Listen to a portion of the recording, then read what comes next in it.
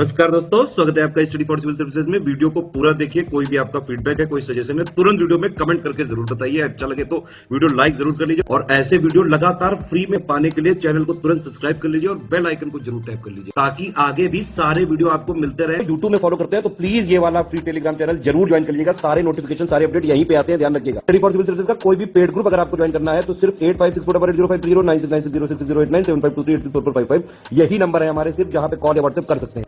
Instagram पे हमारा page जरूर फॉलो कर लीजिएगा, study for civil dot services है। ट्विटर पे हमको जरूर फॉलो कर लीजिएगा, @स्टडी फॉर सिविल्स है। Hello everyone, welcome you all to study for civil services.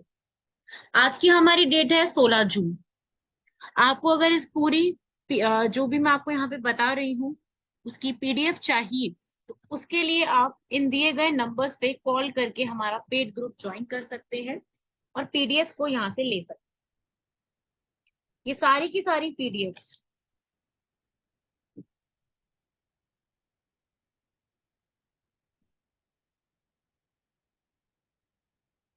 ये सारी की सारी पीडीएफ जो है वो पेड ग्रुप में अपलोड की जाती है। इसमें आप वीकली, मंथली और डेली ये सारे करंट अफेयर्स की पीडीएफ का ले सकते हैं। और ये जितना भी मैं आपको यहाँ पे करवा रही हूँ ये सब यूपीएससी, यूपीपीसीएस, प्री और मेंस दोनों के लिए इम्पोर्टेंट है। मैं आपको यहाँ पर एक एक करके हर आर्टिकल में बताती जाती हूँ कि कौन सी ऐसी है जो इम्पोर्टेंट है हमारे प्री के लिए और कौन सी ऐसी इंपॉर्टेंट है मेंस के लिए, वो मैं साइड बाय साइड आपको बताती चलती हूँ। तो स्टार्ट करते हैं हम हमारे फर्स्ट आर्टिकल से। फर्स्ट आर्टिकल है हमारा पालकी उत्सव, फिर है वैश्विक दास्तां मतलब कि स्लेवरी, फिर है जेंडर सोशल नॉर्म्स इंडेक्स, फिर है पोषण ट्रैकर ऐप, अगला है कोसोवो सर्बिया का जो आपस में संघर्ष चल रहा है, और फिर है विलफुल डिफॉल्टर। तो ये है हमारे 6 आर्टिकल्स जिसमें हम फर्स्ट को स्टार्ट करने वाले हैं जो कि पालकी उत्सव के ऊपर है। अभी यहाँ पर जो है पालकी एक ऐसा फेस्टिवल है जो महाराष्ट्र में सेलिब्रेट किया जाता है। अभी क्या है, जो भी यहाँ पर जो G20 की डिजिटल इकोनॉमी की मीटिंग के लिए यहाँ पर सारे लोग आए हुए हैं, G20 सभी को पता ही है। तो यहाँ पर जो भी G20 की मीटिंग के लिए लोग आए हुए हैं वो यहाँ पर एक पालकी उत्सव को यहाँ पर सेलिब्रेट कर रहे हैं। उनको यहाँ पर ग्रुप कॉन्फ्रेंस में 800 साल पुराना एक पालकी फेस्टिवल दिखाया गया है। अब सवाल ये आता है कि ये पालकी फेस्टिवल क्या है, ये इसको कहाँ पर मनाया गया है, या ये हमारे लिए क्यों इम्पोर्टेंट है। पालकी जो है यहाँ पर महाराष्ट्र में मनाया जाता है, जो कि पंढरपुर जो है, पढ़नपुर जो एक जगह है वहां पर एक एनुअल त्योहार के रूप में मनाया जाता है।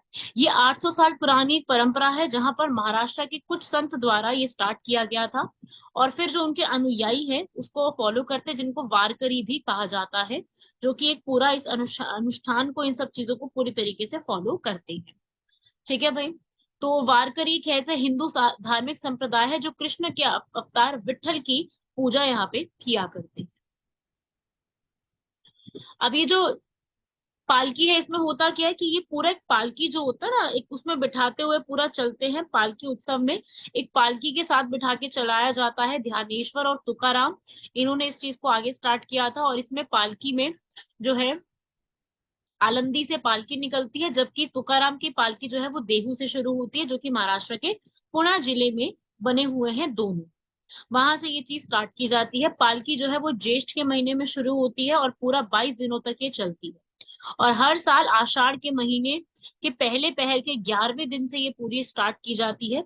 इसकी हिस्ट्री भी बहुत पुरानी है। ये पूरा आर्टिकल जो है हमारे वो यूपीपीसीएस प्रीलिम्स और यूपीएससी प्रीलिम्स के रिस्पेक्ट में जो है अपने आप में इम्पोर्टेंट बन जाएगा।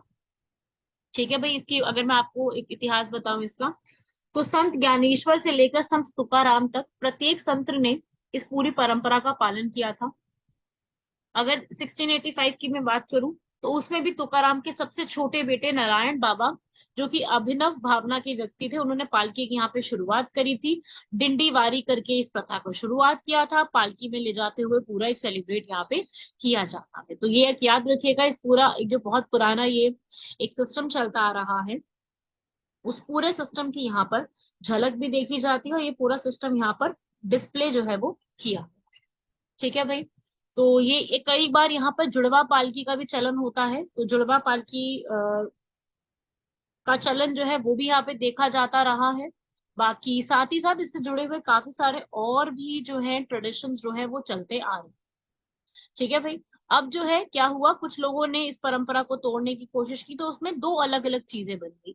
एक देहू से निकलती है पालकी, और एक पालकी निकलती है आलंदी से, और ये दोनों ही पुणे में ही शामिल है।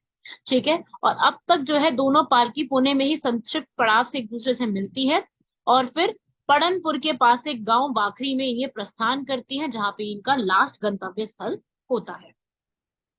तो इस प्रकार से ये पूरी एक प्रथा मैंने आप लोगों को समझाई है। ये प्रथा आपके लिए काफी इंपॉर्टेंट है, इसको आप सभी लोग यहाँ पे लर्न करेंगे, प्रथा कौन सी है, क्या इसका इंपॉर्टेंस है, हमारे लिए ये एग्जाम के लिए इंपॉर्टेंट बन जाएगा। ठीक है। अभी क्योंकि G20 आपको पता है कि न्यूज में तो हमेशा से ही है, तो G20 तो अपने आप में बहुत ज्यादा इंपॉर्टेंट है, आप G20 को तो मिस कर ही नहीं सकते हैं। राइट।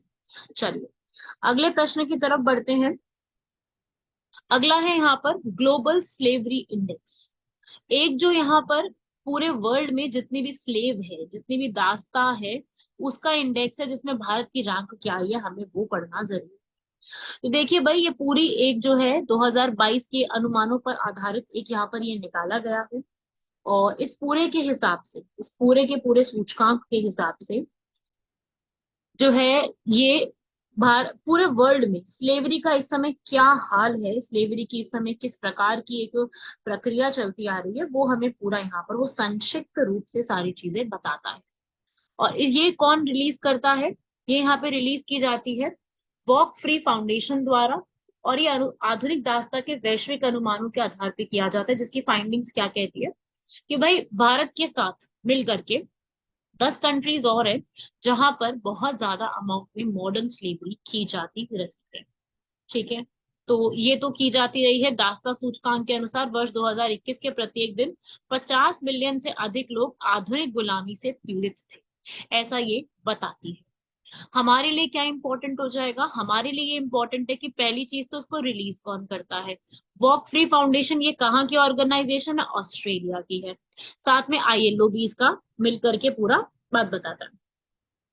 तो अपने लिए ये सब इंपॉर्टेंट है कि यहाँ पर जो है कहाँ पे किसका क्या चीज है, ये मतलब हमारे लिए एक इम्पोर्टेंट फैक्ट बन जाएगा। ठीक है ना।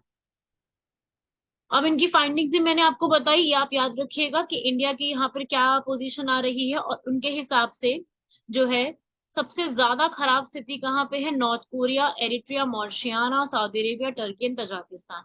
नॉर्थ कोरिया आप सभी लोग जानते हैं ये एशिया का पार्ट है, एरिट्रिया जो है वो अफ्रीका में आता है, मॉरिशियाना भी, टर्की, तजाकिस्तान ये एशिया का पार्ट है। टर्की एक ऐसी कंट्री है जिसको रशिया, जिसको यूरोप और एशिया दोनों का पार्ट कहा जाता है, तो कई बार इसको क्या बोल दिया जाता है, यूरेशिया के नाम से भी ये जानी जाती है। जैसे रशिया को भी हम कई बार यूरेशिया कहते हैं, ऐसे इसको भी कई बार यूरेशिया कहते हैं।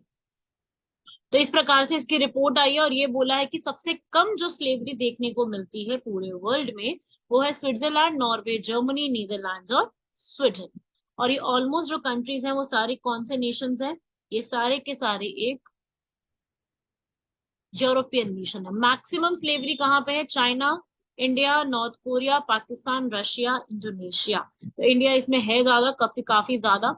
और जितने भी G20 नेशंस हैं उनमें से सबसे ज्यादा जो जबरदस्ती काम करवाया जाता है बंधुआ मजदूरी के रूप में, वो इंडिया में, उसके बाद चाइना, रशिया, इंडोनेशिया, टर्की और US में करा जाता है। ठीक है। तो ये रिपोर्ट आई है, हमें इसमें हाल पता होना चाहिए, इंडिया की पोजीशन इसमें ज्यादा है कम है, किस प्रकार से इंडिया की पोजीशन चल रही है, हमसे ये पूछा जा सकता है। हमारे लिए ये पूरा इंपॉर्टेंट बन जाएगा। अभी रिकमेंडेशन भाई आगे की यही कहती है कि इन सबको, इस रिपोर्ट में यही बोला गया कि भाई जो सरकार और व्यवसाय है उनको यहाँ पर इन सब चीजों को जो है आगे बढ़ने से रोकना चाहिए। जलवायु परिवर्तन की जितनी भी चीजें हैं उसमें स्थिरता लाने की कोशिश करनी चाहिए, और जितने भी ऐसे गुलाम पीड़ित हैं उनको, उनका पुनर्वास, उनको रिहैबिलिटेशन के लिए पूरा एक स्ट्रक्चर प्रोवाइड करना चाहिए। उन्हीं लोगों को जॉब की सिक्योरिटी, शिक्षा, रोजगार, ये सारी चीजें देने की, मुआयना करवाने की जरूरत है। तो यहाँ पर यही है कि भाई जितना भी G20 नेशन है वो यहाँ पर इसके लिए फंडिंग दे, कि जितने भी इस तरीके के लोग हैं उनको हम प्रॉपरली एक एजुकेशन देना, जॉब देना, सारी चीजें उनको हम प्रोवाइड कर सकें। ठीक है भाई, मॉडर्न स्लेवरी समझ में आ गया ना, कि भाई कोई पर्सन जो है उसको जबरदस्ती धमकी दे के, हिंसा दे के, धोखे में रख के उससे जबरदस्ती काम करवाना, और अगर वो मना भी करता है तो उसे जबरन मजदूरी कराना, जबरन शादी करवाना, ऋण बंधन, यौन शोषण, मानव तस्करी, जबरदस्ती करना, गुलामी करना, बच्चों की बिक्री करना, ह्यूमन ट्रैफिकिंग, वो सब। जबकि हमारे कॉन्स्टिट्यूशन के आर्टिकल नंबर 23 में ये पूरा जो है वो प्रोहिबिट करा गया है, इस पे पूरा निषेध लगाया गया है, चाहे वो चाइल्ड लेबर हो। चाइल्ड लेबर के लिए आर्टिकल नंबर 24 है, जबकि बंधुआ मजदूरी के लिए आर्टिकल नंबर 23 है, जिसमें ये सारी चीजें निषेध कर। क्लियर हुआ सबको ये सारी चीजें? तो गुलामी जो है वो इस प्रकार से लिखी गई है, और इसमें ये सारे पॉइंट्स हमारे लिए इंपॉर्टेंट है।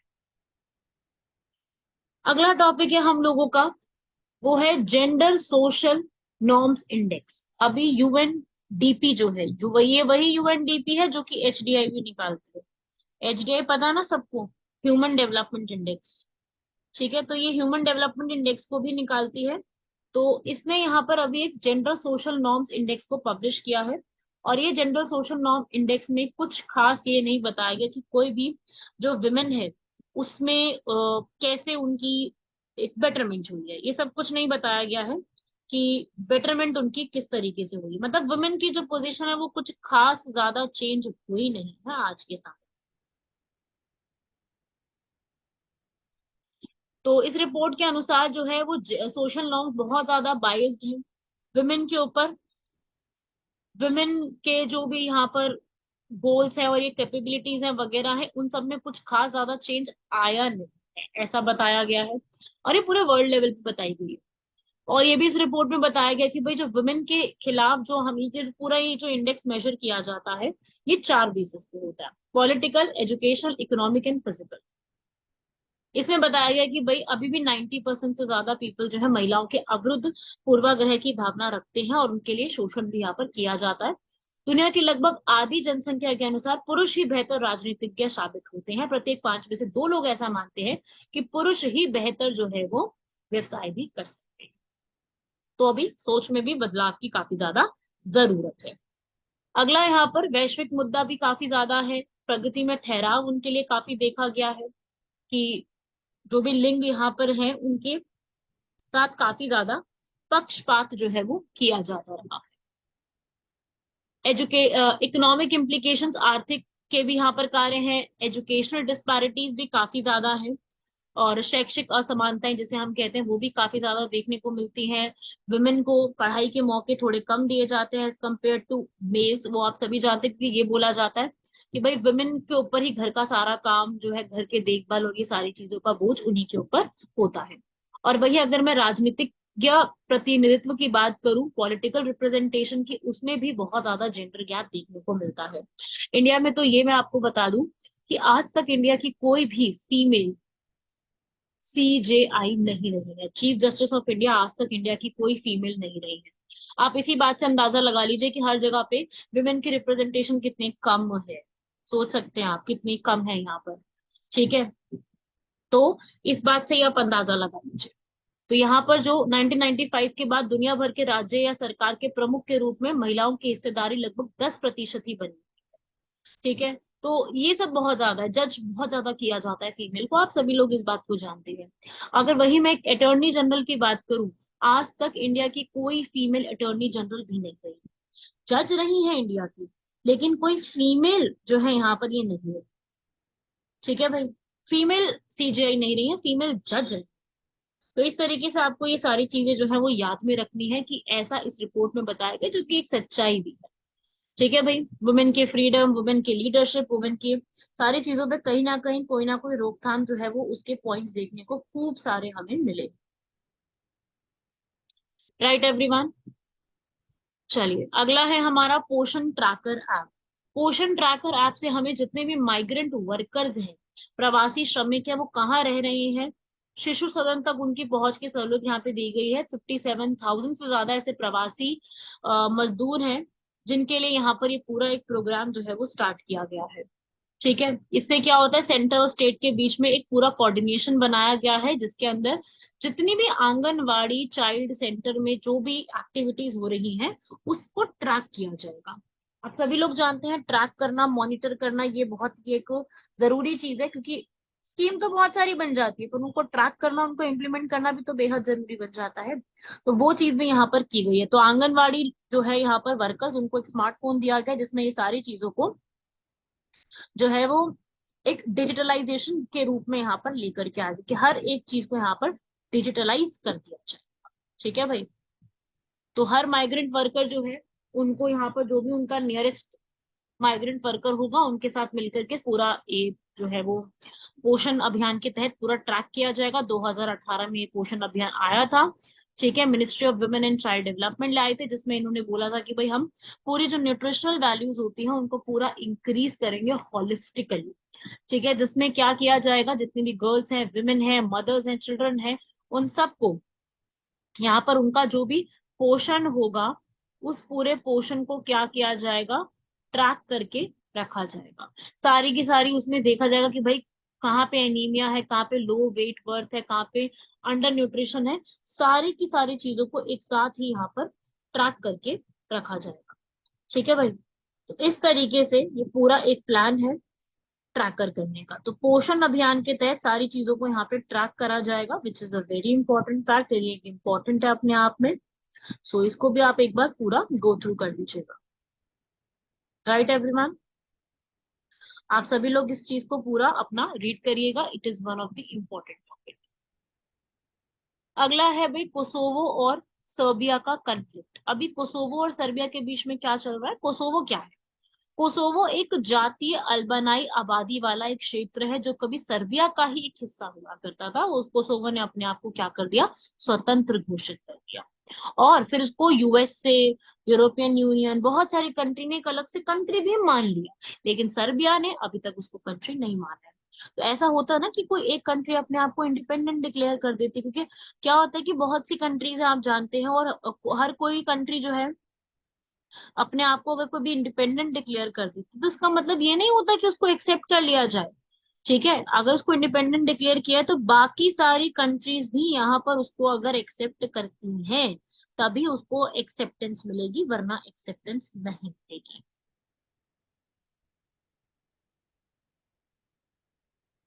क्लियर हुई बात? तो यहाँ पर इन्होंने जो है कोसोवो ने अपने आप को डिक्लेयर कर दिया, रशिया इसने, सर्बिया ने तो मना कर दिया। ठीक है, तो हुआ क्या, रशिया, चाइना, यूरोपियन संघ के जो देश है, इन्होंने अपने आप को सर्बिया से अलग कर दिया। तो ये बहुत ज्यादा इशू बन रहा है, और कोसोवो और सर्बिया दोनों ही बाल्कन नेशन में आती। तो ये एक दोनों का कॉन्फ्लिक्ट चल रहा है। और अभी फिलहाल क्या हो रहा है, जो कोसोवो के अंदर इलेक्शंस हुए हैं वहां पे जो रहने वाले सर्बिया के लोग हैं, अल्बानी सर्ब, उन लोगों ने यहाँ पर इलेक्शन में पार्टिसिपेट करने से मना कर दिया है। वहां पे दंगे होने लग गए, सर्ब्स ने अपना टीयर गैस बनानी शुरू कर दी, म्यूनिसिपैलिटी ऑफिस के सामने झगड़े होने लग गए। तो यहाँ पर बहुत ज्यादा जो है क्लैशेस हुए। बहुत पुराना है ये। और सर्बिया कोसोवो को अपना हिस्सा कहता है, क्योंकि कोसोवो जो है वो सर्बिया का ही पहले एक हिस्सा हुआ करता था। सर्बिया इस क्षेत्र को अपने राज्य और धर्म का एक केंद्र के रूप में मानता है, और बहुत सारी क्रिश्चियन मोनेस्ट्रीज जो है वो कोसोवो में बनी हुई है। ठीक है, और यहाँ पर जो कोसोवो के बहुत सारे जो मेजोरिटी के लोग हैं वो अल्बेनाई कोसोवो में रहते हैं, वो अपने आप को स्वतंत्र देश बना चुके हैं। और इसलिए वो कहते हैं कि जबरदस्ती सर्बिया ने हमारे ऊपर कब्जा कर रखा है, हमारे ऊपर दमन कर रखा है। तो इसी के लिए यहाँ पर ये प्रॉब्लम हुई। और आज के फिलहाल में क्या सिचुएशन चल रही है, यहाँ पर दोनों के बीच में प्रॉब्लम चल रही है। और कोसोवो और जो ऐसे सर्ब्स हैं जो कि कोसोवो में रहते हैं वो सर्बिया के साथ ही रहना चाहते हैं। तो ये प्रॉब्लम वहां पे चल रही है। अब अगर मैं बात करूं कि इंडिया यहाँ पे क्या कहता है, इंडिया जो है अभी वो सर्बिया की साइड में। ठीक है, इंडिया ने हमेशा से यही बोला है कि सर्बिया और कोसोवो के अंदर जो है ये जो प्रॉब्लम चल रही है उसमें हम लोग किसके साथ में है, सर्बिया के साथ। ये आप देख लीजिए पूरा, रोमानिया, बुल्गारिया, मोन्टेग्रो, बोस्निया, क्रोएशिया, हंगरिया, ये सारी कंट्रीज हैं। इनके साथ में एक कंट्री है सर्बिया।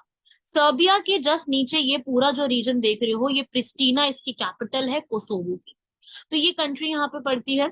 अब ये कंट्री को सेपरेट कर दिया गया। अब इसमें सेपरेशन होती है या क्या होती है वो तो आगे की बात में ही हमको पता चलेगा कि इसमें क्या आगे चल के इसका रिजल्ट आता है। तो अभी हाल फिलहाल के लिए ये इंफॉर्मेशन है जो कि आपको याद है। समझ रहे हैं सभी लोग इस बात को? तो ये आप लोगों को पढ़ के जाना है।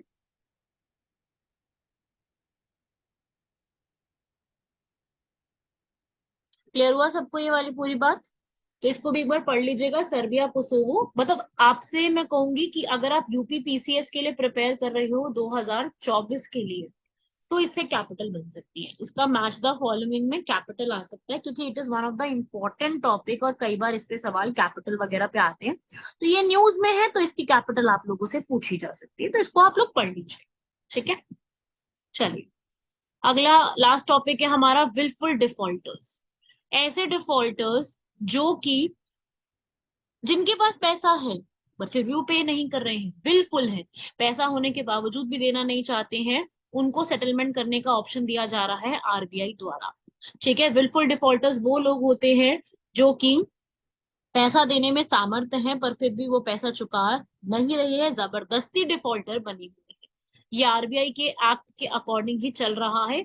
एक एक्ट आया था, बैंकिंग रेगुलेशन एक्ट 1949। वैसे आपको पता है ना कि आरबीआई जो है वो आरबीआई एक्ट 1934 के तहत बना था, लेकिन ये बैंकिंग रेगुलेशन एक्ट 1949 के तहत ये जो बनाया गया बिल्कुल डिफॉल्टर, ये इस एक्ट के तहत है, ये आरबीआई वाले एक्ट के तहत नहीं बनाया गया है। ठीक है, तो आरबीआई के अनुसार भाई, जो आप एक पर्सन है वो खुद से नहीं पे करना चाह रहा है, या फिर जो एक ऋण को जो धन प्राप्त किया गया था, एक पर्सन ने जो धन चुकाना था वो इसकी जगह उसने कहीं और पे लगा दिया है, और या फिर अगर वो जो भी धन चुकाना चाहता उसको गबन कर लिया गया है, तो इन सब चीजों में जो है वो विलफुल डिफॉल्टर कहा जा सकता है।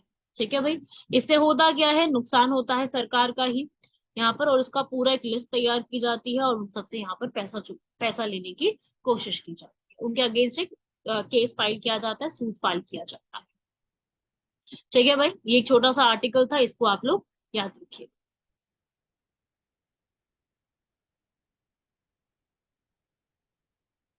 अगला आर्टिकल है हम लोगों का lower Subansiri hydro power project. अब ये जो सुबनसिरी है ये ब्रह्मपुत्र की ही एक जो है वो ट्रिब्यूटरी है, तो इसी के ऊपर आर्टिकल है अब कि ये जो लोअर सुबनसिरी है, ये क्या चीज है, इस पे क्या हमें इम्पोर्टेंट पढ़ना है। तो देखिए, लोअर सुबनसिरी जो डैम बना हुआ है, ये सुबनसिरी नदी पे बना हुआ है, और ये कौन है सुबनसिरी, ये ब्रह्मपुत्र की ही एक ट्रिब्यूटरी है। सुबनसिरी नदी पे, ये कहाँ पे है, अरुणाचल प्रदेश। अरुणाचल प्रदेश और आसाम के बॉर्डर लखीमपुर। ठीक है, जो कि नेशनल हाइड्रो पावर कॉर्पोरेशन इसको बना रही है। तो ये एक वाला प्रोजेक्ट पूरा याद रखिएगा, इसकी लोकेशन हमारे लिए ज्यादा इंपॉर्टेंट है, तो ये भी एक छोटा सा इंपॉर्टेंट पॉइंट है, इसको आप दिमाग में रखने की कोशिश करिएगा।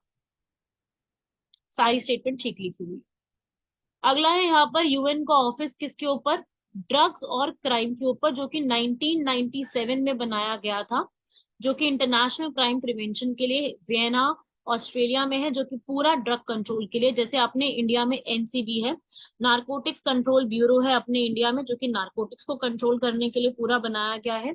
सेम उसी तरीके से ड्रग्स और क्राइम के ऊपर एक यूएन का भी ऑफिस है, जिसके हेडक्वार्टर्स वियना ऑस्ट्रिया में, ऑस्ट्रेलिया नहीं है, ऑस्ट्रिया। क्लियर हुआ सबको? तो ये एक छोटा सा और आर्टिकल है, यूएन इंपॉर्टेंट है, यूएन आपको पूरा पढ़ के जाना है, यूएन के फैक्ट्स, यूएन की सारी चीजें हमारे लिए इंपॉर्टेंट बन जाती है। तो एक छोटा सा ये वाला आर्टिकल है, आप सभी लोग इसको कंप्लीट करके जाएंगे। यहाँ तक आप अपने पूरे नोट्स को कंप्लीट कीजिए, जहां तक आपके दिमाग में, जितना जितना मैं डेली यहाँ पे कराती जाती हूँ वो आपके दिमाग में एकदम फिट होना चाहिए। ये सारे की सारी चीजें, सारे के सारे फैक्ट्स अपने आप में आपके लिए काफी इंपॉर्टेंट है, क्योंकि हर एक चीज, जो जो बातें लिखी गई, मैं आपको सारी सारी चीजें कर, इसमें से कुछ भी ऐसा नहीं है जो मैंने स्किप कराया है, आप सभी लोगों को सारी सारी चीजें पढ़ के जानी। हो जाएगा सब लोगों से ये सारा कंप्लीट कीजिएगा भाई, यहाँ तक आप लोग कंप्लीट कीजिए, बाकी मिलते हैं आप लोगों से नेक्स्ट लेक्चर।